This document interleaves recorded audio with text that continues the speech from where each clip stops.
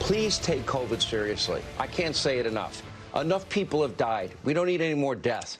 Research like crazy. Talk to your doctor, your doctors, medical professionals you trust based on your unique medical history, your current medical condition, and you and your doctor make a very important decision for your own safety. Take it seriously.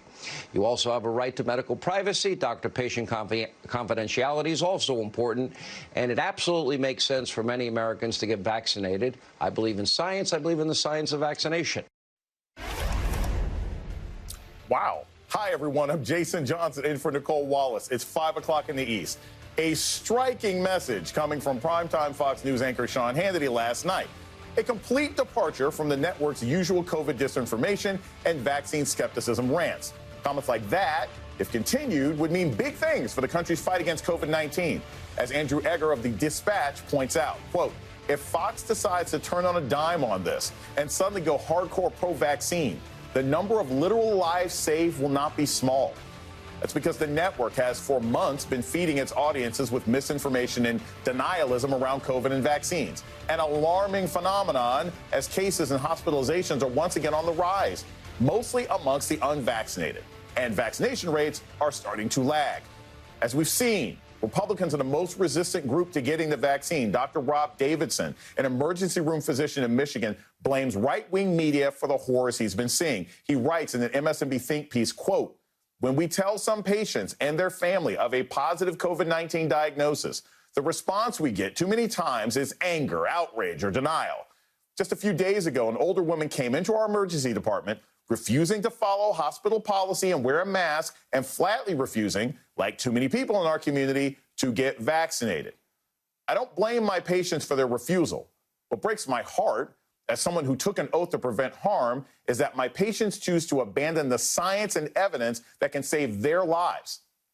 I do blame Fox News and other right-wing media outlets for poisoning the minds of millions of Americans with the deceptive propaganda they spray into living rooms 24/7.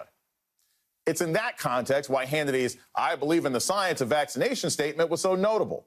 But before we go shower the Fox News host with praise for speaking the truth once, here's the problem. That clip we showed was sandwiched between two stories stoking vaccine skepticism. Immediately before he said it, Hannity criticized a judge's decision to uphold a college's vaccine mandate. And right after, without even a break in between, he launched into an interview with a young woman who declined to take the COVID vaccine because she was temporarily paralyzed after taking a completely different vaccine in 2019. An interesting push and pull emerging across the network, as we also saw in this back and forth on Fox and Friends yesterday morning. If you didn't get a vaccination, that's your choice. If you want to go cliff diving this weekend, you don't have to check with me. It seems a little dangerous, but I'm not going to judge you. And if you go ahead and put yourself in danger, if you feel as though this is not something for you, don't do it. But don't affect my life. 99% of the people who are dying from COVID are unvaccinated. That's their choice. They don't want to die. So they are, the administration and the government is saying we need the mask mandate to protect the unvaccinated. That's not their job. Fox News' role in the battle against the pandemic is where we start this hour with some of our favorite reporters and friends. Joining us now is Clint Watts, former consultant to the FBI Counterterrorism Division, and now a distinguished research fellow at the Foreign Policy Institute and an MSNBC national security analyst. Also with us, A.B. Stoddard, associate editor and columnist for Real Clear Politics, and Dr. Uche Blackstock, founder and CEO of Advancing Health Equity and an MSNBC medical contributor. Thank you so much, all three of you, being here. Dr. Blackstock, I'll start with you. I watched that Hannity clip several times, trying to see if it was a deep fake, trying to see if somebody had kidnapped him. It was like watching Wile E. Coyote do a PSA for, like, Save the Roadrunners, right? Like, this has been the antithesis of what Fox has been talking about. From a medical standpoint and a public health standpoint, does that kind of statement from a skeptic like him, is it going to save lives? Is there anyone right now who hasn't gotten vaccinated who heard Sean Hannity last night and is saying, I guess I should go get a shot? Well, what I'll say is it's a little too late, but it's not too late. You know, but both those can be true.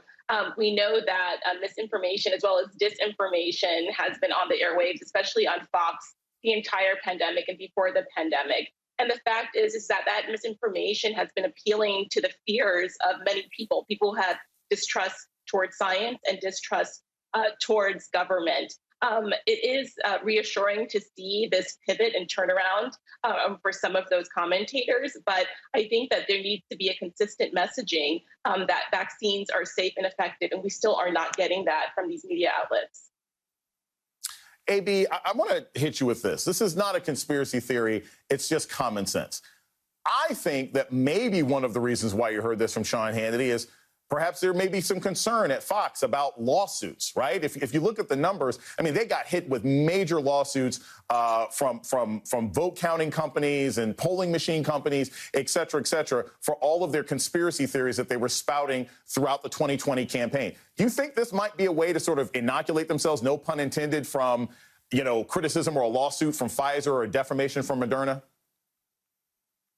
Well, I do believe, Jason, that there were some suits from families last year before there was a vaccine whose loved ones had gotten very sick or died of COVID-19, who had watched Fox News and believed that it was a hoax. So first it was a hoax, then there were anti-masks, and then there was this period we're in now where after Donald Trump leaves office, they amplify vaccine hesitancy, just like the segment that Hannity did with a woman having to do with a reaction to a totally unrelated vaccine. It amplifies your hesitancy every time you hear about a vaccine that harmed someone. What's interesting about Hannity personally is that he all along, he actually was recommending masks last year. He isn't emphatic about it. He doesn't do it every night, but he has advised people get the vaccine before. It's different. He's sandwiched in between Tucker's hour at 8 and Laura's at 10. When they're much more critical of the vaccine and how, you know, the conspiracy theories surrounding why the government wants you to take it. I think that there must be, the White House is talking to Fox News. I think there is some concern by pro-vaccine Republicans. Truly, I mean, Mitch McConnell among them, that this is really leading to a bad outcome, that we are now in the stage where we have a bunch of people that don't just hesitate on the vaccine, they refuse to ever take it. And what I think the White House needs to do a little more of, and I would welcome Fox News to join them, is to educate Americans about the danger of mutating variants, because it's not the Delta variant that we're going to be talking about next. Every time the unvaccinated spread another infection, the disease continues to mutate, and we could be up against a variant that we're not protected from by these vaccines. And I think that we would all like Fox to join in this rhetoric, but I also think the administration needs to talk about what the unvaccinated are doing to the disease variants and how the outcome could be worse than even the Delta is estimated to be now. Clint, you know, we're looking at these numbers now, and when we see that people who say they're getting the majority of their news from Fox, only about half of them have bothered to get vaccinated. Numbers are lower for people who say they get the majority of their news from Newsmax or OAN or anything else like that. I'll ask you, because to me, this is not a chicken and an egg thing. You're not watching Fox and then having your mind change. You're watching Fox because it affirms what you already believe about things. I don't think anybody has been red-pilled by Tucker Carlson or Sean Hannity in 15 years. But what I do think is key here is this idea that, is this a time for the White House and for Democrats in general to try to hold hands together and encourage this? You know, there was a question earlier this week, would Joe Biden do a PSA with Donald Trump about getting vaccinated? Do you think any of those things would actually work? I do think so to a degree. You got to remember what people tend to believe. And part of the reason people are tending to believe these things is between, actual television news and social media news. People tend to believe what they see first, what they see the most, that which comes from a trusted source, and that which is not accompanied by rebuttal. That's why a Sean Hannity rebuttal, like actually pushing for the vaccine, is so important for getting the message through, because you're starting to break down that wall. I think that's what's essential.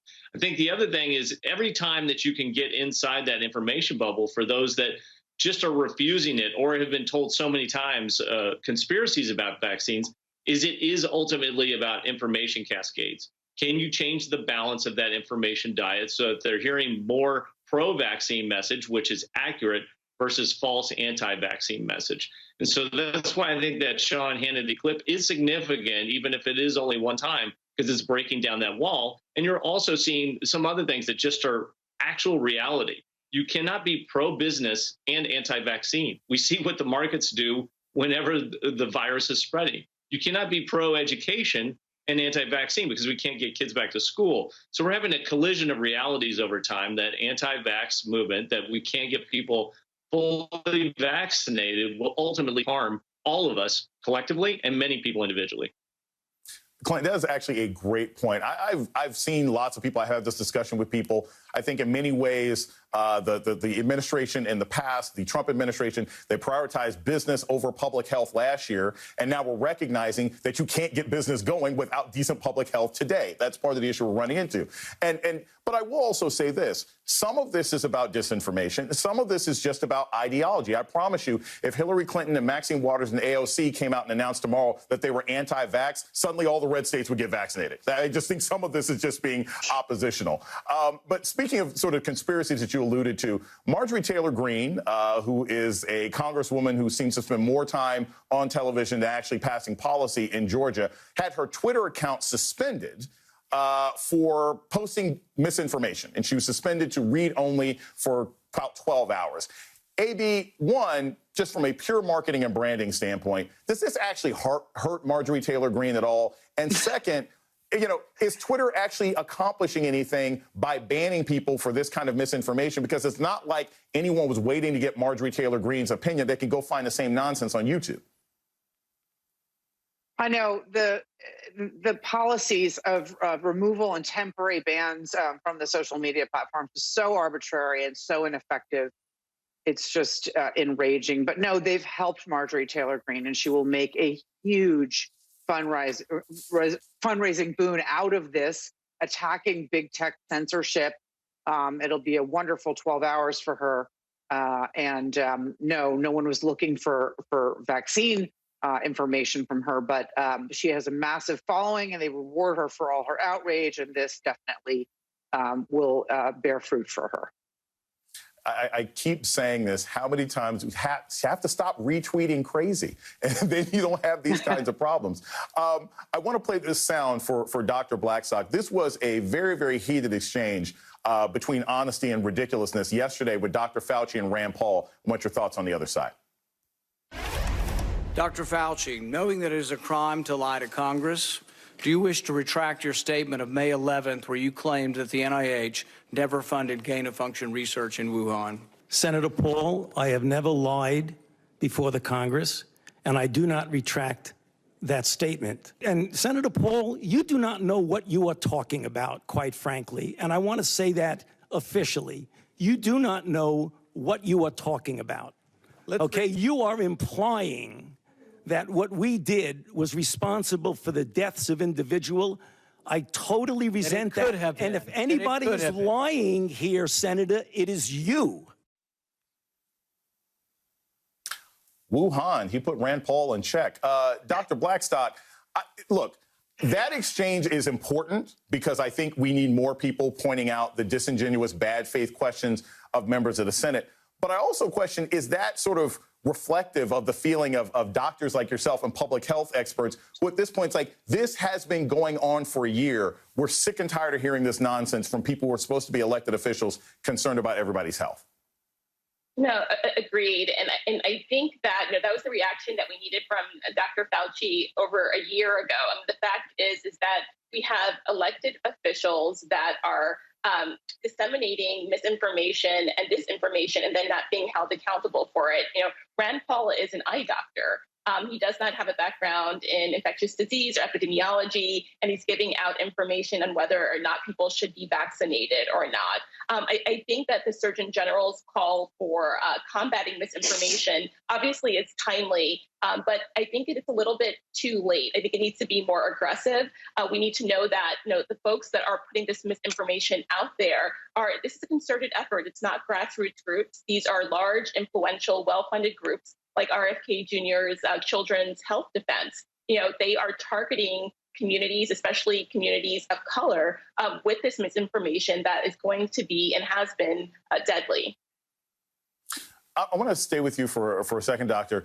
Last night on the readout, and I thought this was a very important point, you said, look, we need to start moving towards vaccine mandates. We need to start making it clear. Businesses need to start making it clear that vaccine mandates are important. And you've got some support. Other people have been writing about this.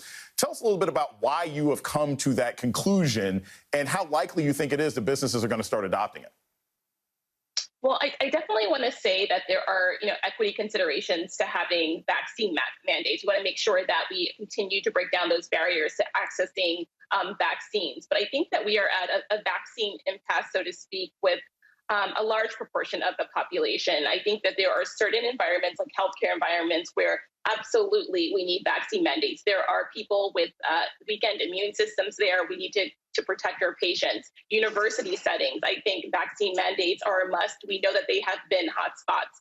And I think that employers need to step up, because what we've seen in some of the surveying of people who are unvaccinated is that they will be moved if their employers want them to get vaccinated or require them to get vaccinated. And I think right now, to get over that impasse, the mandates will do the job.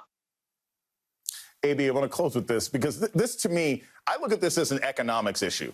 If I am running a business, if I'm running a painting company, if I'm running a small grocery store or something else like that, I'm going to make vaccinations required for my employees, because I don't want them getting sick and having to pay their health care or losing an employee.